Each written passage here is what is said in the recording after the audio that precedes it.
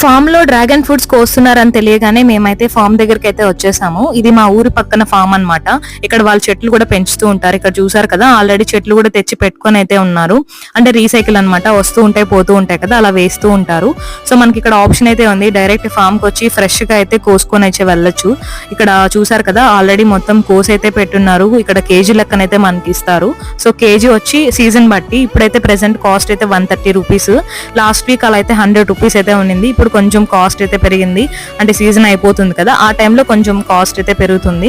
So ఇంకా మనకు చాలా అంటే చాలా స్వీట్ గా ఉంటాయి. ఇంకా నేను కూడా కోద్దామని చెప్పి ఫస్ట్ టైం నేను కూడా ఫామ్ కి రావడం. ఎప్పుడు మా అన్న వాళ్ళైతే వచ్చి తీసుకొని అయితే వస్తారు. ఈసారి నేనే డైరెక్ట్ గా వెళ్దాం అని అయితే వచ్చాను. సో మీకు కూడా ఫామ్ ఒకసారి చూపించినట్లు ఉంటుంది అని చెప్పి అయితే ఇంకా ఫ్రూట్స్ తీసుకొని ఇంకా ఇంటికి అయితే బయలుదేరేసాము. చాలా అంటే చాలా స్వీట్ గా ఉన్నాయి.